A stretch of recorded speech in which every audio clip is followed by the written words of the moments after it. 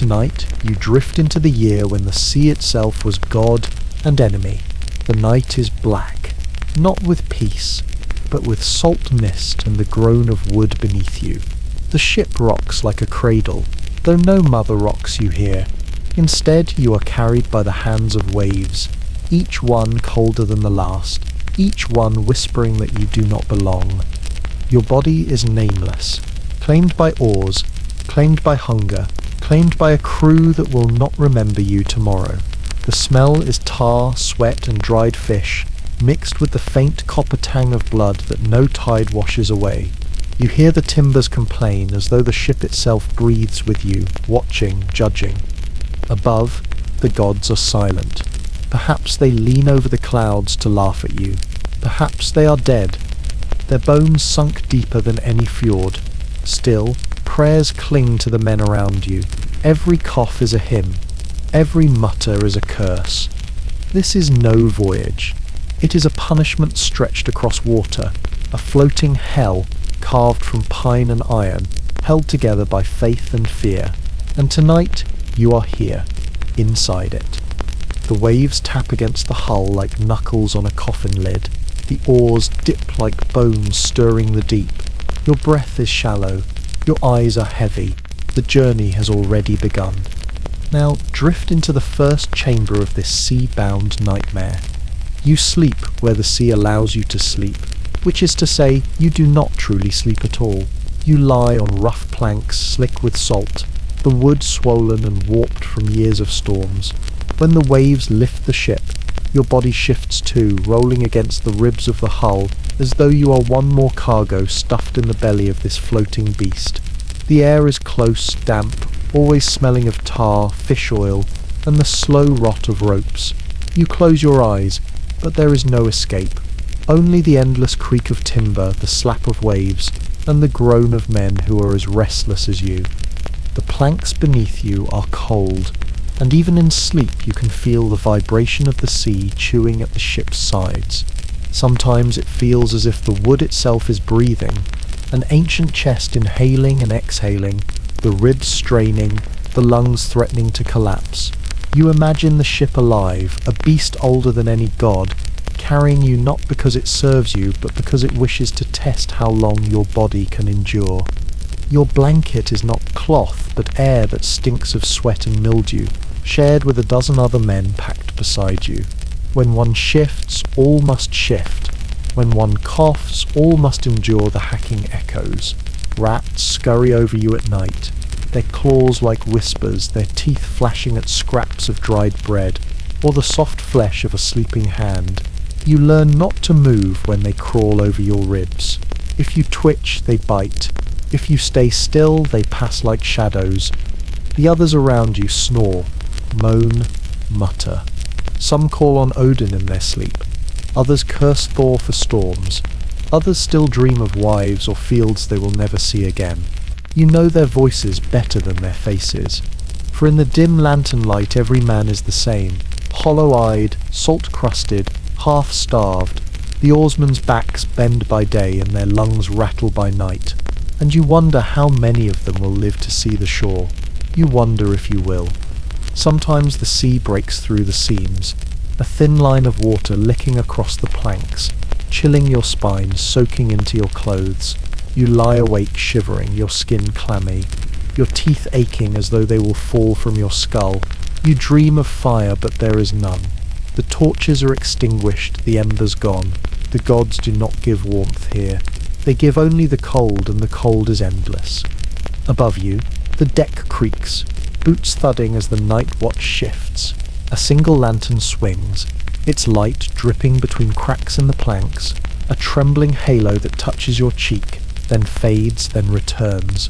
It is like a heartbeat, a rhythm to remind you that time still passes. Even here, even in this coffin on the waves. But time feels strange. Each hour stretches thin as gut string, vibrating but never snapping. You feel as though you have lived a lifetime in this damp hole already, though the voyage has only begun. The dreams you manage to find are no comfort. You dream of drowning, always drowning. The sea rises in your vision. not with violence, but with patience. It seeps in, fills the ship, fills your mouth, presses your lungs flat. You wake gasping, coughing up air as though it were seawater. Around you no one stirs. Their sleep is as broken as yours. They no longer react to panic. They no longer care. They are already half dead, floating husks, waiting only to be claimed. And yet, sometimes, when the ship rocks gently and the oars rest, you find a moment of stillness. The air hums, the timbers creak like a lullaby, and your eyes finally close without resistance. In that fragile silence, you almost believe you are not on a ship at all, but in a hall of wood, a cradle of pine carved by some forgotten god to carry you home. The rats are gone, the coughing fades, the sea hums softly, not as enemy but as mother. For a breath you feel cradled, as if the world has not cursed you, as if this ship might carry you into dream instead of death. But it never lasts. The man beside you shifts, his elbow digging into your ribs, his breath sour with old fish. Someone groans, someone coughs blood into the darkness. The illusion breaks, and you remember again you are not in a cradle, not in a hall, not in a mother's arms. You are in a floating hell, where every inch of sleep is borrowed against the debt of suffering. Your body aches. Your back is bent from the planks. Your stomach is hollow, your throat raw from the salt air. The gods do not answer when you pray for rest.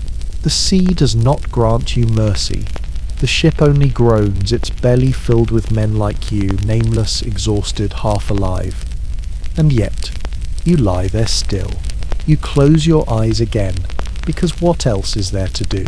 The voyage stretches on, the sea is endless, and your only escape, for now, is the shallow drift of dream. So you let the creak of timbers and the whisper of waves pull you under, just far enough that your body forgets itself, just far enough that your mind loosens its grip, just far enough that for one night more, you sleep where the sea allows you to. You wear what is given to you, not what you choose. On a Viking ship, cloth is not luxury, but burden. Your tunic is coarse wool, thick enough to itch your skin raw, thin enough that the wind and salt still find their way through.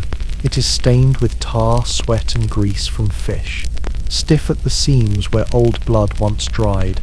You do not remember if it was ever new. It feels older than you, as though another man wore it before you and another before him, each life leaving its imprint, its rot, its smell. When you put it on, you put on their ghosts as well. Your trousers sag at the knees, patched with scraps of darker cloth that do not match. The salt eats through stitches faster than any hand can mend.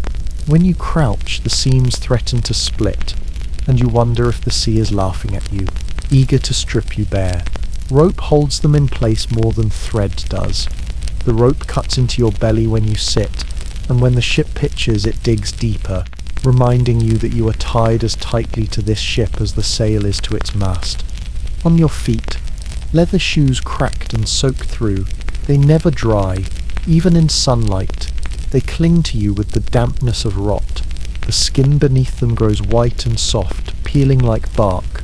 You know men who have lost toes to the sea without ever falling in, their flesh simply rotting away inside the leather prison. You do not take the shoes off. You cannot.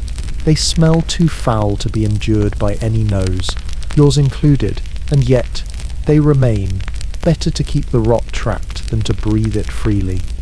Your cloak, if you are fortunate enough to have one, is fur wolf, fox or sheep.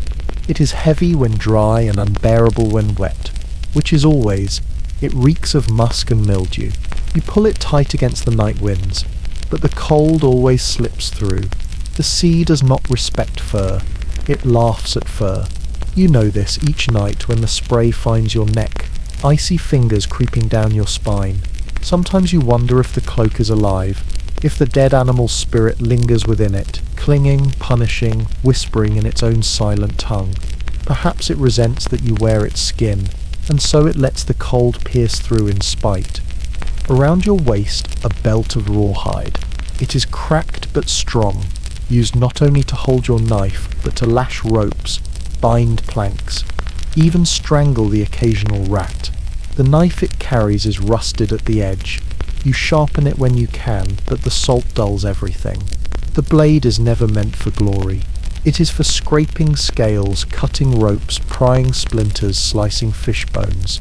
Still, when you touch it, you imagine for a heartbeat that it could serve as a weapon, that you might stand tall on some foreign shore, knife gleaming, striking terror. But the ship reminds you otherwise. You are not here for glory. You are here to row, to suffer, to survive. Jewelry is rare. If you wear it, it is not because you are rich, but because you cling to superstition. A bead carved from bone, a ring hammered from bent iron, a charm shaped like Thor's hammer. Though you suspect Thor has long since abandoned ships like this, the gods are carved into your trinkets, but they do not carve themselves into your life.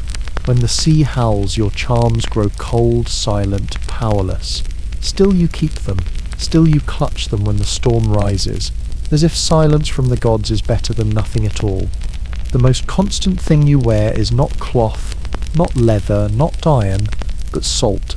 It clings to you as a second skin, crusting your hair, burning your eyes, chafing your neck.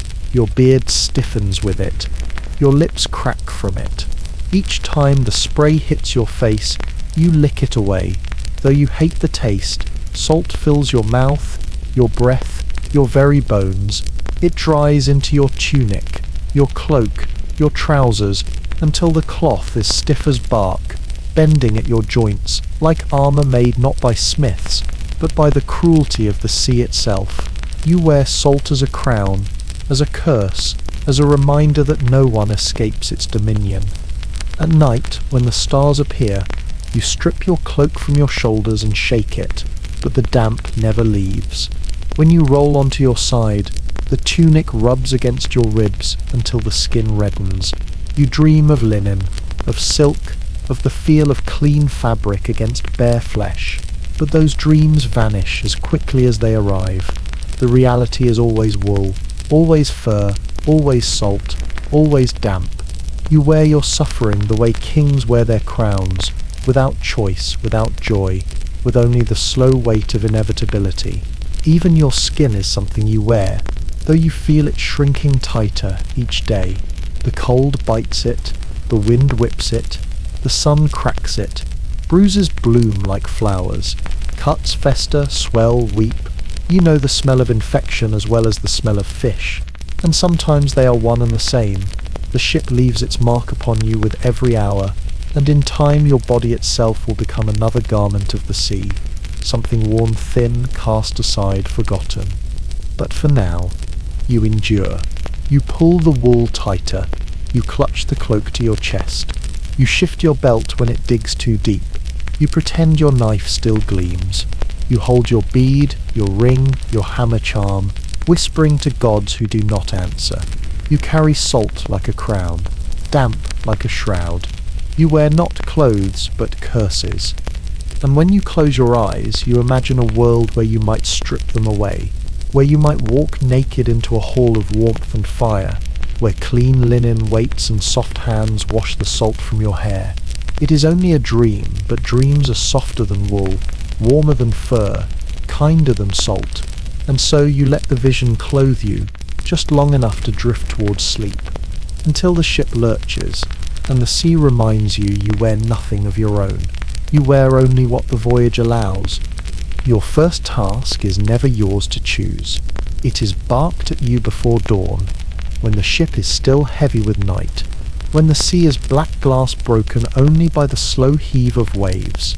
A hand shoves your shoulder, a voice rasps your name if you still have one, or perhaps only a command. You rise because there is no choice. On this ship, rising is the same as surviving, and failing is the same as dying. You are handed the oar before you can rub the sleep from your eyes. The wood is slick, swollen, heavier than you remember from the day before. Each time you lift it, the sea seems to pull it back down, as though the waves themselves resent your grip. Your palms blister anew every morning. No matter how thick yesterday's calluses grew, blood mixes with salt. Splinters embed themselves beneath your nails. You clench the oar anyway. You row because you are told to row. The man beside you stinks of fish and fever. His breath rattles as he pulls, the cough in his chest sounding like the sea's laughter. When he falters, you take the slack. When you falter, the whip finds your back. Leather bites into you with the same rhythm as the waves. You learn quickly that pain is part of the task. The lash is as common as the spray, as constant as the creak of timber. It keeps time better than any drum. Your body bends forward, pulls back, bends again. The motion is endless, a ritual of bone and muscle, as sacred and meaningless as prayer. You row until your shoulders burn, until your breath comes shallow, until your sight blurs. And still you row. The ship demands it. The sea demands it. The gods, if they are watching, demand it too. For to stop is to be cast aside, overboard, forgotten, food for gulls and fish. When the oars are stowed, your task changes. You scrape barnacles from the hull, the sea's teeth clinging like curses. You haul ropes stiff with salt, knots biting into your hands until the flesh swells. You climb the mast when commanded, clinging to wood slick with rain, the sky above wide and pitiless. From up there you see nothing but grey water in every direction. No land, no mercy, only the endless grave that waits for you, patient and silent. Sometimes your task is simple. Gutting fish. The knife saws through scales, entrails spilling like wet rope. The smell clings to your hands for days, mixing with tar and sweat until you no longer notice. The rats notice. They come close, eyes glittering, teeth flashing, their hunger mirroring yours. You kick them away, but they always return. On this ship, hunger is the truest god, and it demands worship from all creatures. Other times, the task is punishment disguised as necessity. Bail water from the hull, though it pours in faster than you can scoop it out. Scrub planks with seawater, though they remain black with rot.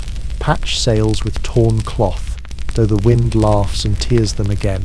Each duty is a circle with no end, a loop of labour that mocks you as you perform it. You begin to wonder if the ship is alive and cruel, giving you tasks only so it can watch you fail. The worst task is silence. Sometimes the commander orders it without reason. No word, no cough, no sound save the splash of oars. Hours pass. The sea roars, gulls cry, your muscles scream, but your lips remain sealed. Men weep without tears, mouths shut, grief trapped behind teeth. Silence is heavier than the oar, heavier than rope, heavier than knives. It crushes you until you almost beg for the whip, the lash at least breaking the stillness with its crack. And always, beneath each task, there is prayer, not spoken, not sung, but muttered inside your skull where no one can hear. A prayer that the sea stays calm, that the wind carries you forward, that the man beside you does not cough his sickness into your mouth, that the ship does not decide to break itself apart in the middle of the night. These are your true tasks. Fear, endurance, waiting, work for the body, but endless labour for the mind. Yet within the grind of it, within the ache and the whip and the stink, there are moments when the task feels holy, when the oars strike water in perfect unison, 30 men moving as one. The ship surges forward, cutting the sea clean, the spray rising white as wings. In that instant you feel lifted, as if the ship itself were a chariot, and you the horse, and some god unseen drives you toward fate. For a heartbeat, the suffering has shape. For a heartbeat, the task feels like purpose. Then the rhythm falters. Someone slips. The lash cracks. The illusion shatters. And you return to labour without glory, to work without end. By nightfall, your first task is complete, though you know it is never finished. Tomorrow it will come again. Heavier, hungrier, you will rise, you will row, you will bleed, you will scrape, you will gut, you will climb, you will fall, you will rise again. The tasks are endless, because the sea is endless, because the voyage is endless, because suffering itself is endless. And still, you lie down when commanded. You close your eyes on damp planks, the salt stinging your cuts, the rats whispering in the dark. You dream of land, though you no longer believe in it. You dream of rest, though you no longer expect it. You dream of a world where tasks are choices, not chains, and though you know it is only a dream, you let it carry you, softer than the whip, kinder than the rope, gentler than the sea, until morning comes again, and your first task returns, waiting like an old enemy, grinning like an old friend. The voices are the ship. Without them, the vessel would be nothing but wood and rope. You live inside a chorus that never ends. Coughs, mutters, curses, prayers, groans. At first you try to separate them, to give each voice a face, a body, a name. Soon you stop. They blur into one ceaseless sound, a tide of human noise carrying you forward whether you wish to go or not. The cough is the loudest. It begins in the ribs of the man beside you, deep and wet, rattling his lungs like coins in a pouch. It spreads to another, then another, until it becomes a rhythm as steady as the oars, as familiar as the sea. You wonder if the gods hear these coughs. Perhaps they mistake them for hymns. Perhaps that is why no answer comes. You hear mutters in the dark, men speaking to themselves, words chewed soft so that only they may taste them. Some mutter to dead wives, dead sons, dead gods. Some mutter bargains with the sea, spare me today, and take me tomorrow. Others repeat the same word again and again, as if it might become a rope strong enough to hold them above the waves. You cannot always make out the words, but you know the cadence. It is the cadence of despair made ritual. There are curses too, sharp, bitter, spat between oar strokes or over scraps of bread. Curses for the commander, curses for the sea, curses for the gods who are deaf. You hear them hissed into the night, snarled in daylight, whispered to the rats. Men curse what they cannot control, and here they can control nothing, so every sound becomes a curse. Even silence curses you, heavy and unyielding. And there are prayers, though they sound no different from curses. A voice raised to Odin sounds much like a voice raised against him. A plea to Thor for wind can echo like a curse for calm. Faith is brittle on the sea. Some clutch charms whispering to carved hammers, polished stones, beads of bone. Others bite the names of gods as though they are sour fruit, spitting the taste away. You do not know which is wiser. You only know the sea answers neither. At night, in the darkness below deck, the voices change, dreams leak into them. Men moan in their sleep, call out names that have no meaning to you. They cry out for mothers long dead, for children never born, for fields that lie frozen and forgotten. Their words are blurred, their faces shadowed, but their longing is sharp. It cuts through you, reminding you of what you have lost, of what you never had, of what you will never see again. Sometimes laughter rises. It is never joyful. It is sharp, jagged, half-mad. A man laughs when the rope breaks, when the food runs out, when the sea swallows another comrade.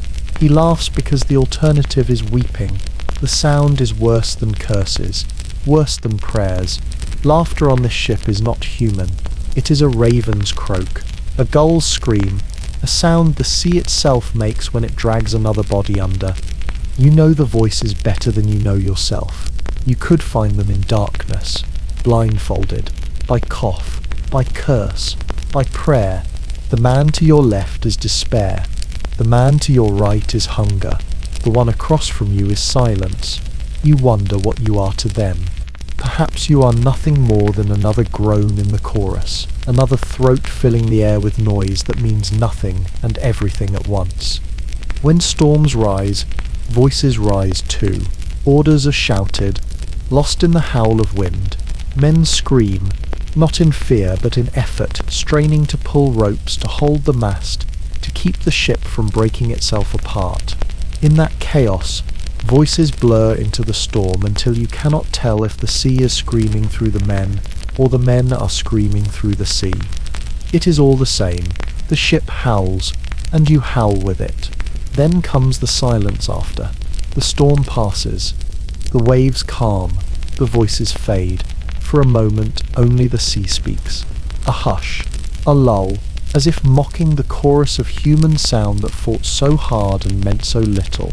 You hear your own breathing, ragged and strange, as though it belongs to someone else. And then, slowly the voices return. The cough, the mutter, the curse, the prayer. The cycle begins again. You do not speak much yourself.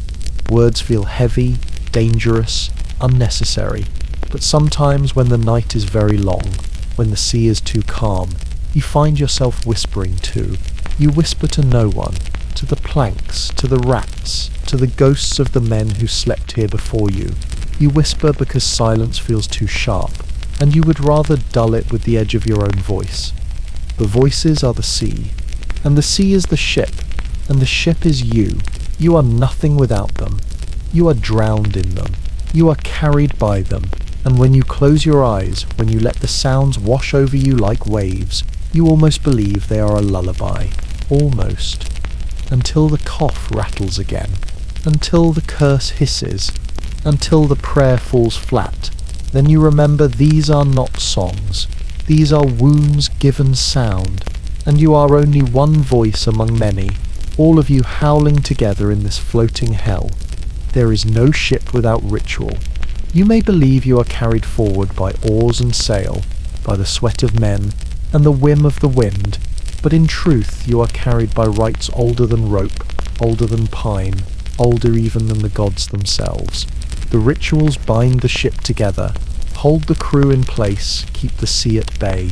Without them the vessel would splinter and the men with it.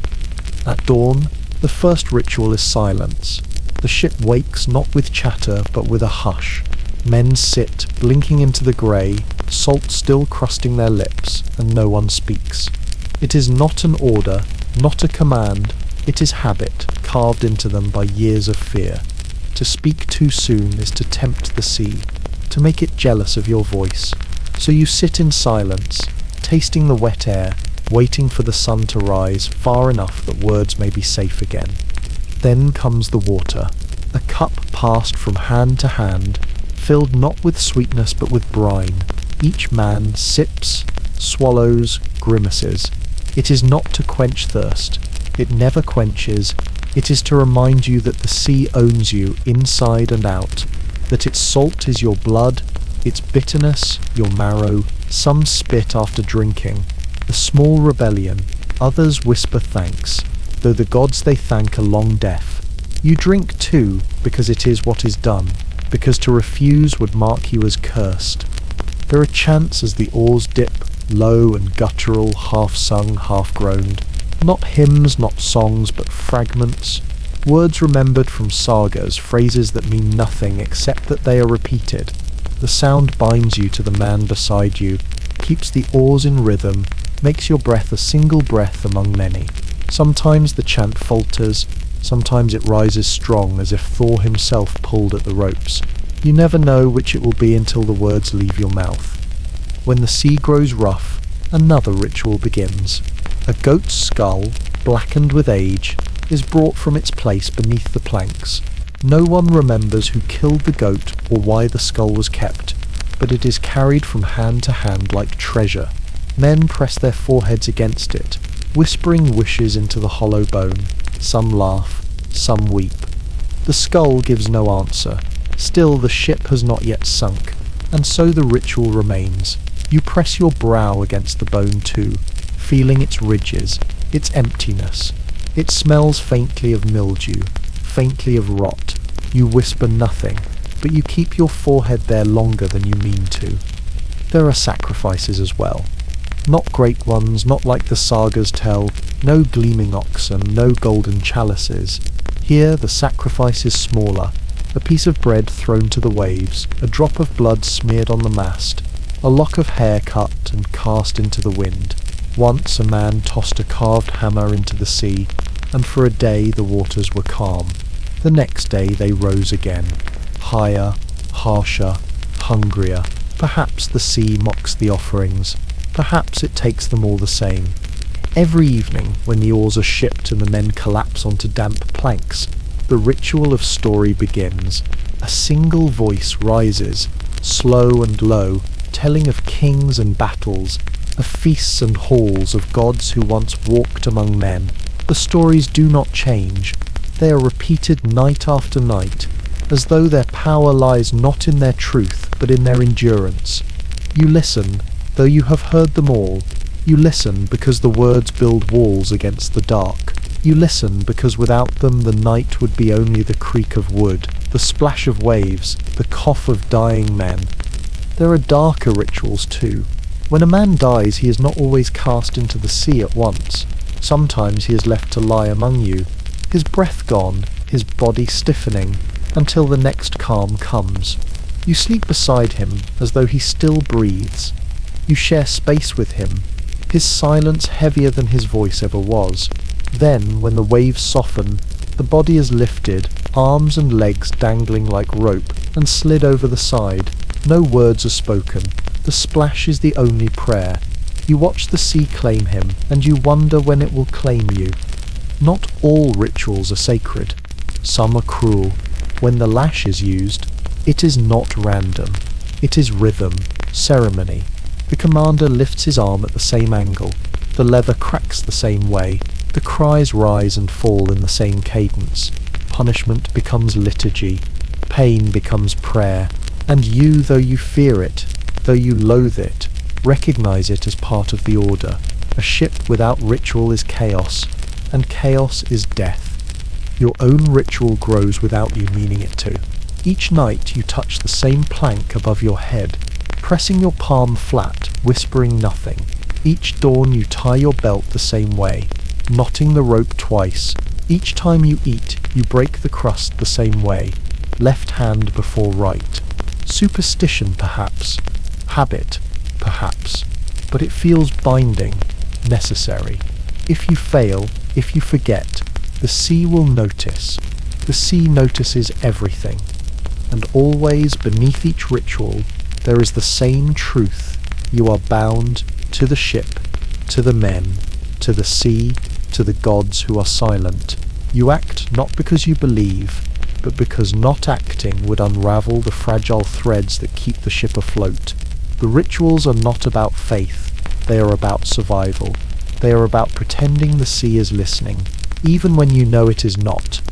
At night, as you lie on damp planks, the last ritual begins, sleep itself. You close your eyes as the men around you close theirs. You drift together into silence, into breath, into dream. It is not rest, it is not peace, but it is what the ship allows. And in that surrender you find the only ritual that matters to endure another day, another night, another voyage without end. Until morning comes and the cycle begins again, each ritual binding you tighter to the ship, to the sea, to the endless floating hell you now call home. You do not eat to live, you eat to delay dying. On this ship, the meal is not a blessing, not a comfort, not even a pause. It is another ritual of survival, another test of endurance. When the horn is blown or the command barked, the men gather like gulls, crouched around the same stale scraps, each pair of eyes sharp with hunger, each hand quick, each jaw already ready to tear. The bread, if it can be called bread, is hard as wood, black with mould, edges curled and sharp enough to scrape your gums. You suck at it more than chew, letting the damp of your mouth soften it, swallowing when you can, choking when you must. The taste is sour, bitter like earth mixed with ash. Yet you hold it in your teeth as though it were gold. Hunger sharpens the jaw more than greed ever could. Fish is the common meal, salted, dried, so stiff you must pound it with a knife hilt before it yields. The salt burns your tongue, cracks your lips, stings the sores inside your mouth. It drinks the water from your throat, leaving you thirstier than before. Still you eat. Still you gnaw each brittle shard of flesh, hoping for oil for some remnant of softness. Sometimes you get it, a morsel of fat, a glisten on your fingers. You lick it clean, as though it were honey. Sometimes there is porridge, barley or oats, swollen with brine, grey as the sky, crawling with the grit of sand. You gulp it quickly before the rats smell it, before the gulls swoop. It fills the stomach but not the body. Minutes after, you are hungry again. Hours after, you are hollow once more. Meat is rare, and when it comes it is stringy, dried to leather. Goat, if you are lucky. Horse, if you are not. You chew until your jaw aches, until the tendons of your neck burn, until your teeth feel as though they might break. You swallow anyway. You must. The meal is never enough. It is rationed, cut small, measured by the commander's hand. You watch him slice. Each piece thinner than breath, each scrap smaller than a coin. The men wait, their eyes fixed, their mouths wet, like wolves leashed and starving. When your portion comes, you hide it in your palm, protect it from the eyes of those hungrier still. You eat quickly, furtively, before another hand steals it, before a rat darts and snatches it away. Water is no better. It is rain caught in barrels, brackish, sour with wood and mould. Sometimes you taste iron, sometimes you taste rot, sometimes you taste nothing at all, only the ghost of freshness that has long since fled. You drink because you must. You gag because you must. And there is ale, though little, sour, thin, more rot than grain, yet it is precious. It dulls the ache in your back, softens the lash in your memory, warms the belly for a heartbeat, before the cold sweeps it away again. You cradle the cup as though it were treasure, as though it were blood. You drink though you know it is poison in its own way. The meal is shared with rats, with gulls, with the sea itself. A crust drops and vanishes in the black water, gone as though it never was. A fish tail is ripped from your hand by a gull before you can swallow it. A rat drags a piece of barley away into the shadows, its squeak mocking you. The ship laughs, the sea laughs, even the vermin laugh. And you laugh too, though it is no laughter of joy. Sometimes, when the wind is kind and the catch is good, there is more. The nets rise heavy, silver bodies thrashing, scales flashing like coins. Men shout, cheer. For a moment almost human again. The fish are gutted, thrown onto the fire, flesh hissing, smoke rising rich and thick. The smell drives you mad with hunger. You eat until your stomach aches, until you cannot move, until you think you might burst. But it does not last. It never lasts. By the next morning the scraps are gone, the belly's hollow again, the men return to wolves at the trough. At night, when you lie back on planks, your stomach growls louder than the sea. You dream of feasts, roasted meat, soft bread, cups overflowing. You dream of wives pressing bowls into your hands, of fire warm against your cheeks, of tables heavy with food. You wake with the taste of ash on your tongue, the ache sharper than before. Dreams are crueler than hunger, for they feed you only shadows. Still, the ritual remains. Morning, noon, night, the meal comes as bitter as salt, as thin as rope, as hard as stone. You eat, you swallow, you endure. You chew mould and pretend it is sweetness. You sip rot and pretend it is water. You tear leather and pretend it is flesh. You pretend, because to stop pretending is to starve, and to starve is to sink. The sea does not care if you eat. The gods do not care if you eat. Only your body cares, and even it grows less insistent with each day. Soon hunger becomes part of you, no different than breath or heartbeat. A constant companion, whispering, gnawing, never gone. Hunger is the truest ritual of the ship.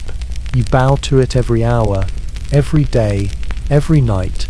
You carry it in your belly as if it were a god itself. And when you finally close your eyes, when the ache dulls into a hollow numbness, you almost believe you are full. You almost believe the gods have given you mercy. You almost believe you are satisfied, until you wake again, and the meal returns, as cruel and meagre as ever, as endless as the sea. On a ship like this, punishment is as constant as the tide. It does not arrive with ceremony. Though it feels like ritual, it comes without warning, Yet everyone expects it. You live in its shadow as surely as you live in the shadow of the sail. You breathe it with every stroke of the oar. You feel it in every glance from the commander's eyes, cold as the sea itself. The whip is the first and most familiar. Leather stiffened with salt, thick enough to cut, thin enough to sting.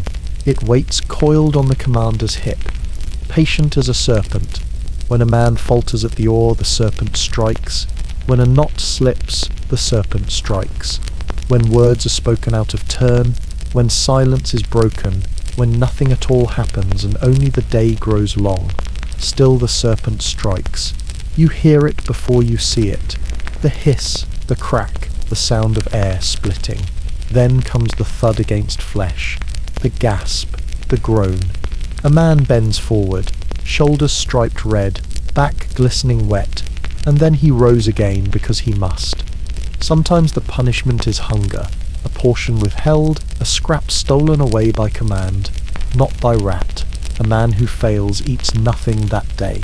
He watches the others gnaw their mouldy bread, lick their fish bones, sip their sour ale, while his stomach coils and knots like rope. Hunger gnaws sharper than the whip, slower but deeper. You learn quickly not to falter, not to let your hands slow, not to let your voice rise, for hunger is a punishment you carry into your dreams, and dreams are cruel enough already. There is punishment in silence too. When the commander declares it, no word may be spoken, not a cough, not a whisper, not a moan. Hours pass in this stillness, the ship creaking, the waves slapping, but no voice raised. A man who breaks the silence is dragged forward, beaten or bound, left in the cold spray until his teeth chatter and his lips turn blue. The silence becomes heavier than the sea, a weight pressing into your chest until even your breath feels like betrayal. At times the punishment is exile, not to land but to the sea, a man bound and cast overboard, not for crime but for weakness. Too slow at the oar, too sick at the rope, too many coughs in the night. The water swallows him quick or slow. It makes no difference. The sea does not care. You watch his body vanish beneath the black surface, his last cry cut short, and you row on. There is no pause, no prayer. The punishment is not only his, it is yours too. A reminder that you are only as valuable as your strength, only as safe as your silence. The cruelest punishment is waiting. You see the commander's eye fall on a man, but the whip does not strike, not yet. The man rows with trembling arms, scrubs with shaking hands, gutting fish with bloodied fingers, all the while knowing the lash hangs above him. Hours pass, still nothing. Days pass, still nothing. And then, when he has almost convinced himself he is safe, when he has almost forgotten, the serpent strikes at last. The waiting is worse than the wound. You begin to fear not only punishment itself, but the long silence before it falls. And yet, punishment shapes you. It binds the crew as surely as rope binds the sail. Each lash, each hunger, each silence is a thread in the ship's fabric, a rhythm no less essential than the oars. Without it, men would falter. Without it, the voyage would unravel. So you learn not only to endure, but to expect. You row with punishment in your back. You sleep with it in your belly. You dream with it in your skull. It becomes your companion, your shadow, your god. Some men seek it. They curse aloud, defy the silence, break the rhythm, just to feel the lash. Better pain than numbness, they say. Better blood than emptiness. Their cries echo across the deck, sharp, desperate, almost joyous. They row stronger after, as though the whip reminded them they are alive.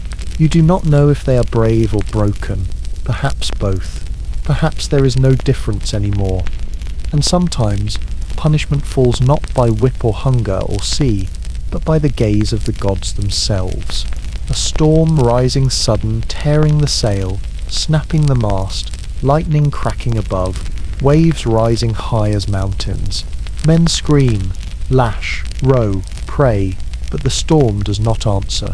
It punishes all, without reason, without choice. Some are swept away, some are crushed by timbers, some drown in the belly of the ship. When the storm passes, the survivors look at each other, hollow-eyed, knowing they have been punished, though they cannot say why. Your own punishment comes quietly, a lash across your back when you falter, a missed portion when you move too slow, a silence that stretches into night until you feel your throat close. You endure it all because you must, because the ship demands it, because the sea demands it, because even the gods in their silence demand it. And when you lie on damp planks, skin stinging, stomach hollow, lips sealed tight, you tell yourself this too will pass. You tell yourself punishment is only a storm, only a lash, only a hunger, only a silence. But deep down, you know the truth. The punishment never ends. It only changes shape. Still, you drift towards sleep, because sleep is the only mercy the sea cannot strip from you. Sleep softens the sting, dulls the hunger, loosens the silence. Sleep is not freedom, but it is escape, brief and fragile. And in that escape, you almost believe you are forgiven. Until dawn comes, and the lash coils again, waiting, patient as the sea itself. You dream, though it is not sleep that brings you there, but the sea itself. The dream comes when the body can no longer hold itself upright, when the arms still move the oar but the mind slips sideways, drifting into a place between wakefulness and drowning. At first the dream is hunger. You see bread, soft and steaming, torn fresh from an oven.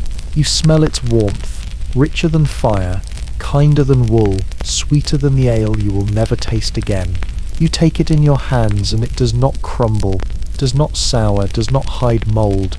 You bite, and for a moment the salt leaves your mouth, the gnawing in your belly stills, but when you swallow you wake with the taste of wood in your teeth, and the ache sharper than before. Then the dream becomes land. A shore rises in your mind. Green hills, birches swaying, smoke from distant huts curling into the sky. You walk upon earth that does not shift beneath your feet, and you forget the creak of planks, the lash of ropes, the endless rocking. You touch grass, and it does not cut your skin. You drink from a stream, and it does not burn with salt. You hear children laugh, and it does not sound like gulls. But the moment you reach for them, the land slides away, the earth splits, and water pours in. You wake to the splash of oars, the endless black horizon. Sometimes the dream is fire. You sit in a hall lit by torches, their smoke thick but sweet. Men laugh around you, tankards clashing, voices rising in saga. You wear clean linen, your hands are warm. The air is heavy with roasted meat, with fat dripping onto flame. The gods sit among you, silent but near, their eyes gleaming like coals. You feel almost holy, almost human again, but then the fire flares too bright. Smoke choking, laughter twisting into coughs. You wake with tar in your lungs, your tunic damp, the only hall around you the belly of the ship. Other times the dream is escape. You see yourself stepping off the ship, not onto land but onto the sea itself. Your feet rest on water, as if it were earth, the waves holding you, carrying you away. The ship grows smaller behind you, its voices fading, its lash forgotten. You walk further, each step lighter, until the horizon splits with light. It blinds you, it warms you, it promises release, but the moment you run toward it, the water beneath you vanishes, and you fall, swallowed whole. You wake choking, coughing, clawing at the air. There are darker dreams too. You dream of the sea speaking, not with voice, but with movement. The waves rise not to drown you, but to whisper. They curl close, brushing your cheek like a mother, and you hear words you cannot understand, low and endless. They tell you you belong here, that you are theirs, that you will never leave. You do not resist. You sink into them, your lungs filling not with water but with calm. You are gone, and you are free. And then, cruelly, you wake again, dragged back into the noise, into hunger, into punishment, into the endless creak of timber. The men around you dream too. You hear their voices in sleep. One cries for a wife, his lips forming her name, though she will never hear it. Another moans for a son, though his child lies long buried. Another laughs, but his laughter is broken, jagged, sharp. Each dream is private, yet each leaks into the dark, seeping into your ears, into your own sleep, until their longings twist with yours. You do not know where your dreams end and theirs begin. Perhaps you are all dreaming the same dream, stitched together by salt and fear. There are those who do not wake. You see them in the morning, eyes open but empty, mouths slack. Their dreams carried too far, no cry, no struggle, no storm. They simply drifted out of sleep and never returned. The sea takes them quietly, as though it prefers dreamers over fighters. Their bodies are cast into the water, and you watch the ripples close, wonder if their dreams continue beneath the waves, endless and silent. You begin to fear your own dreams. They feel too soft, too kind, too tempting. You fear that one night you too will drift too far and not wake, and yet you cling to them. Without them there is nothing but wood and hunger and lash. Without them you would break. So you let yourself dream of bread, of land, of fire, of escape, of gods who listen, of seas that cradle instead of curse. You know they are lies, shadows, tricks. Still you cling to them. Still you let them wash over you. Still you sink into them, again and again. And as your eyes close, as the ship creaks and the waves slap, you remind yourself, dreams are the only mercy left. They are not freedom. They are not life. But they are softer than the lash, warmer than the salt, kinder than the endless sea. Until the morning comes, and the dream is torn away, and you remember again, you are awake, you are still here, and the voyage has no end. The end does not announce itself. It does not arrive with trumpets, nor with fire, nor with the gods descending from their high halls to point their fingers. It creeps in like the tide, slow, silent, unstoppable. You do not notice it at first. You think it is only another day, another hour, another moment of hunger and oars and creaking wood, but the end has already begun. You feel it in your bones before you see it in the world. The marrow softens, the joints grind, your hands no longer close fully around the oar, your breath comes short, as if the sea has already poured itself into your lungs. Your eyes sting, not from salt alone, but from the weight of seeing too much. Endless water, endless faces, endless punishments that circle without release. You try to rise, but your body protests. You try to pray, but the words fall flat. You try to hope, but the horizon is as empty as ever. Around you, men vanish one by one. Some die quietly in the night, their chests still, their eyes staring into darkness. Some slip overboard, whether by storm or by choice, the sea claiming them without pause. Some crumble where they sit, oars slipping from their hands, lashes raining down until the body no longer stirs. You see each of them go, and still the ship moves on, as though their absence means nothing, as though the sea is eager to fill the space with more silence. The gods remain distant.